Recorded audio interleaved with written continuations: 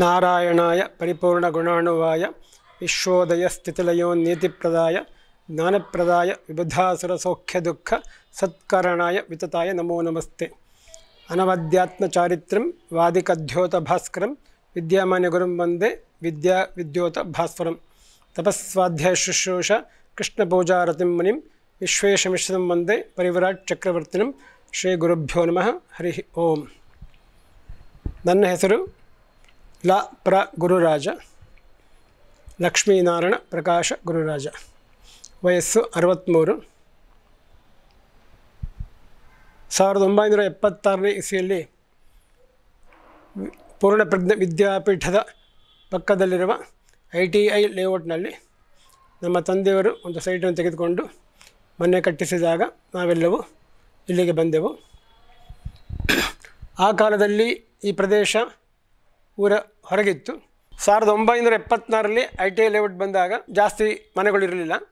ಒಂದೆರಡು ವರ್ಷಗಳಲ್ಲಿ ಮನೆಗಳು ಜಾಸ್ತಿಯಾಗಿ ಹುಡುಗರು ಜಾಸ್ತಿಯಾಗಿ ಕ್ರಿಕೆಟ್ ಆಟವನ್ನು ಆಡ್ತಿದ್ವಿ. ಆಗಾಗ ವಿದ್ಯಾಪೀಠದ ಹುಡುಗರ ಹತ್ರ ಸ್ಪರ್ಧೆಗೆ ಬಂದು ಪ್ರತಿ ಸಲ ಸೋತು ಹೋಗ್ತಿದ್ವಿ. ಆಗ ಎಲ್ಲ ಈಗಿರುವ ಹಿರಿಯ ಆಚಾರ್ಯಗಳ ಪರಿಚಯ, ಅವರು ಅಷ್ಟು ಹಿರಿಯರನ್ನು ಗೊತ್ತಿರಲಿಲ್ಲ ನಮಗೆ, ಅಂಥವ್ರನ್ನು ಗೊತ್ತಿರಲಿಲ್ಲ, ಆದರೆ ಅವ್ರ ಪರಿಚಯಗಳಾಗ್ತಾಯಿತ್ತು. ಮುಂದೆ ಅದರಿಂದ ವಿದ್ಯಾಪೀಠದ ಪರಿಚಯವೂ ಆಯಿತು ಚೆನ್ನಾಗಿ. ಆವಾಗವಾಗ ಬಂದು ಹೋಗೋಕ್ಕೆ ಅದು ಒಂದು ಕಾರಣವೂ ಆಯಿತು. ಮತ್ತು ಇದರ ಮೂಲ ಯಾರು ಅಂತ ಕೇಳಿದಾಗ ಶ್ರೀ ಶ್ರೀ ವಿದ್ಯಾಮಾನ್ಯ ತೀರ್ಥ ಶ್ರೀಪಾದಂಗಳವರು ಶ್ರೀ ಶ್ರೀ ವಿಶ್ವೇಶತೀರ್ಥ ಶ್ರೀಪಾದಂಗಳವರಿಗೆ ಪ್ರೇರಣೆ ಕೊಟ್ಟು ಈ ಥರ ಒಂದು ಗುರುಕುಲದ ವ್ಯವಸ್ಥೆಯನ್ನು ಮಾಡಬೇಕು ಅಂತ ಹೇಳಿದಾಗ ಶ್ರೀ ಶ್ರೀ ವಿಶ್ವೇಶತೀರ್ಥ ಶ್ರೀಪಾದಂಗಳವರು ಇದನ್ನು 1950ರಲ್ಲಿ ಸ್ಥಾಪಿಸಿರುವಂಥ ಗೊತ್ತಾಯಿತು.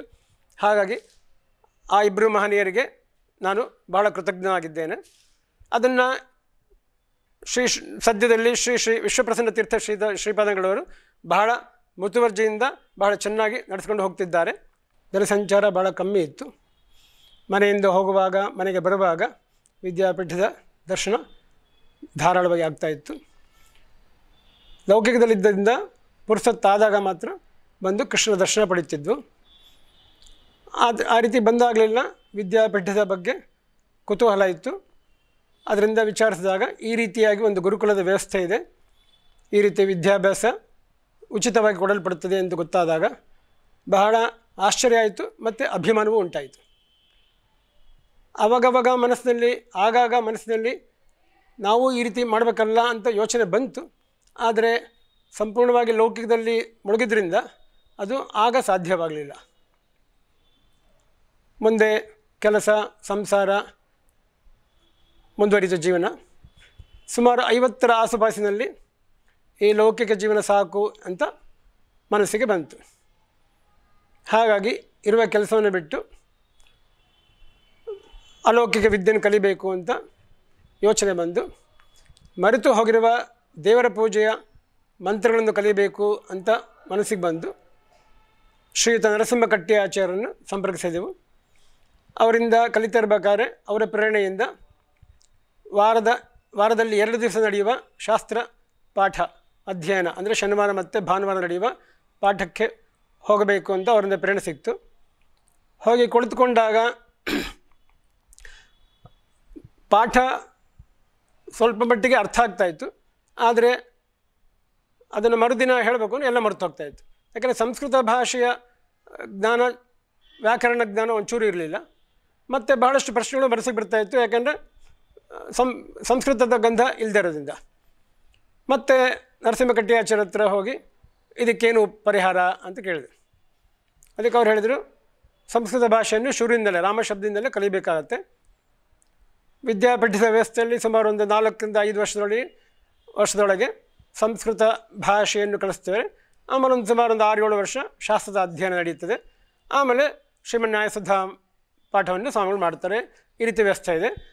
ಇಲ್ಲ ನೀವು ವಿದ್ಯಾರ್ಥಿಗಳ ಥರ ಇಲ್ಲಿ ಬಂದು ಕೂತ್ಕೊಳ್ಳೋಕ್ಕಾಗಲ್ಲ, ಓದೋಕ್ಕಾಗಲ್ಲ ಅಂದರೆ ಬೇರೆ ಆಚಾರ್ಯತೆ ಕಲಿತೀರಿ ಅಂದರೆ ಅಲ್ಲಿ ಎಷ್ಟು ವರ್ಷ ಅಂತ ಹೇಳೋಕ್ಕಾಗಲ್ಲ. ಯಾಕೆಂದರೆ ಅವರು ಯಾವ ಬಿಡುವಿರ್ತಾರೆ ಅದನ್ನು ನೋಡ್ಕೊಂಡು ಮಾಡಬೇಕಾಗತ್ತೆ.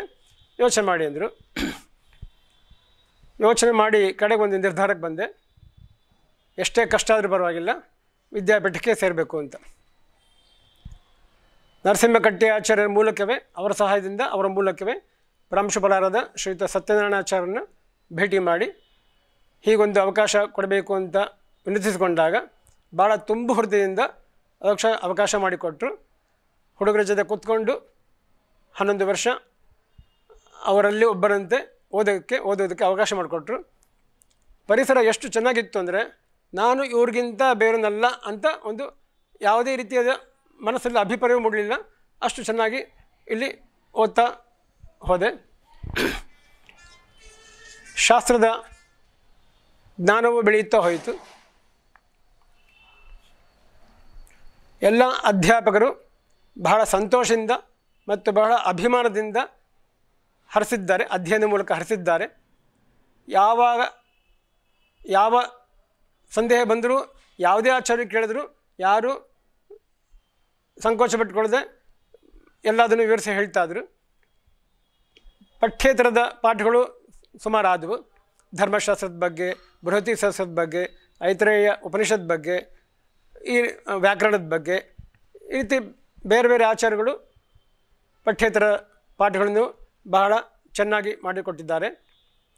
11 ವರ್ಷ ಒಳ್ಳೆಯ ಪರಿಸರದಲ್ಲಿ ಇದ್ದು ಜೀವನ ಭಾಳ ಉತ್ತಮವಾಗಿದೆ ಅಂತ ಅನಿಸಿಕೆ ಬಂದಿದೆ. ಸದ್ಯದಲ್ಲಿ ಶ್ರೀ ವಿಶ್ವಪ್ರಸನ್ನ ತೀರ್ಥ ಶ್ರೀಪಾದಂಗಳವರ ಹತ್ತಿರ ಸಂಚಾರದಲ್ಲಿದ್ದು ಶ್ರೀಮನ್ ನ್ಯಾಯಸುಧಾ ಗ್ರಂಥದ ಪಾಠ ನಡೆಯುತ್ತಿದೆ.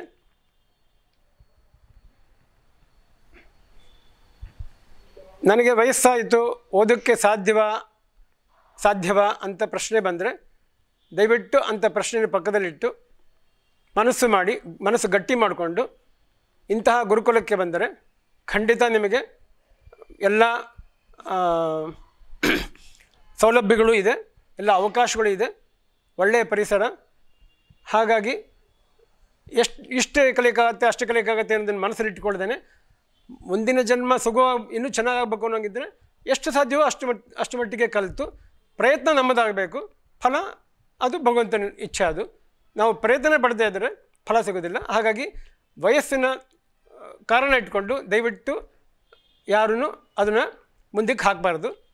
ಯಾಕೆಂದರೆ ನಾನೊಬ್ಬನೇ ಅಲ್ಲ, ಇಲ್ಲಿ ಇನ್ನೂ 2 ವಯಸ್ಸಾದವರು ಇಲ್ಲಿ ಅಧ್ಯಯನ ಮಾಡುತ್ತಿದ್ದಾರೆ. ಶ್ರೀ ಗೋಪಾಲ ಭಟ್ ಅಂತ ಮತ್ತು ಶ್ರೀ ರಜನೀಕಾಂತ್ ಅಂತ ಇಬ್ಬರು, ಒಬ್ಬರು 6ನೇ ಕ್ಲಾಸಲ್ಲಿ, ಒಬ್ಬರು 5ನೇ ಕ್ಲಾಸಲ್ಲಿ ಓದ್ತಾ ಇದ್ದಾರೆ. ಹಾಗಾಗಿ ಇದು ಸಾಧ್ಯ ಇದೆ.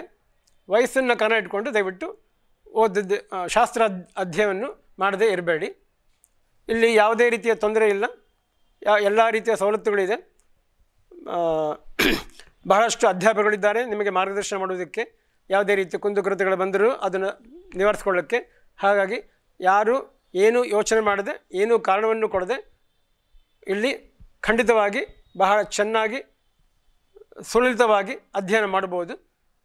ಯಾರು ಈ ಅವಕಾಶ ತಪ್ಪಿಸ್ಕೋಬಾರ್ದು ಅಂತ ಎಲ್ಲರಲ್ಲೂ ವಿನಂತಿಸಿಕೊಳ್ಳುತ್ತಿದ್ದೇನೆ.